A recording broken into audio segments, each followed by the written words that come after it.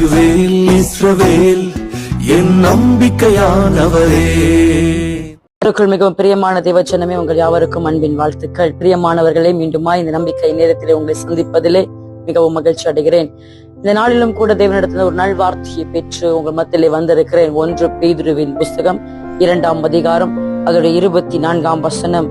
நாம் பாவங்களுக்கு செத்து நீதிக்கு பிழைத்திருக்கும்படி அவர் தாமே தமது சரீரத்திலே நம்முடைய பாவங்களை சிலுவையின் மேல் சுமந்தார், அவருடைய தழும்புகளால் குணமானீர்கள். பிரியமானவர்களே, இந்த நம்பிக்கை நேரத்தில் இணைந்திருக்கிற நீங்கள் தீராத வியாதி உள்ளவர்களா இருக்கிறீர்களா? சரீரம் முழுவதுமாய் வியாதி, பலவீனம் என்று சொல்லி அதிகமான மருந்து மாத்திரைகளை எடுத்துக் கொண்டிருக்கிறீர்களா? மருத்துவர்களால் கைவிடப்பட்ட நிலைமையில் இருக்கிறீர்களா? உங்களுக்கு ஒரு நற்காரியத்தை அறிவிக்கிறேன். கர்த்தராகிய இயேசு கிறிஸ்து உங்களுக்காக சிலுவை மரணத்தை சுமந்தார். உங்களுக்காக அவருடைய தழும்புகள் உங்களை சுகப்படுத்தும்படி அவர் தழும்புகளும் காயங்களும் அவருடைய சரீரம் முழுவதுமாய் பிக்கப்பட்டது.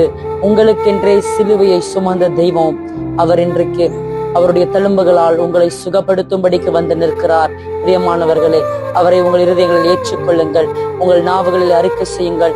நீங்கள் கடந்து போகிற இந்த வியாதியின் படுக்கை, இந்த மரணத்தின் படுக்கை, இந்த கொடூரமான வியாதி உங்களை விடுவிக்க யாரும் இல்லாத இந்த நிலைமையில இயேசு கிறிஸ்து உங்களை விடுவிக்க வல்லவராய் இருக்கிறார். அவருடைய தழும்புகளாலே குணமானேன் என்று சொல்லி ஒவ்வொரு நாளும் உங்கள் நாவுகளிலே அறிக்கை செய்யுங்கள். கர்த்தராகிய இயேசு கிறிஸ்து உங்களை சுகப்படுத்துவார்.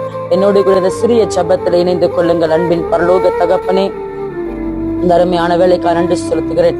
இந்த நம்பிக்கை நேரத்தில் இணைந்திருக்கிற பிள்ளைகள் ஆண்டவரே, அவர்களுடைய உற்சாக உறவினர்களோ குடும்பங்களோ அவர்களோ வியாதியின் படுக்கையில் இருப்பார்கள் என்று சொன்னால், மருத்துவர்களால் கைவிடப்பட்ட நிலைமையில இருப்பார்கள் என்று சொன்னால், அந்த வியாதியின் படுக்கை மாறட்டும் என்று சொல்லி ஜெபிக்கிறேன்.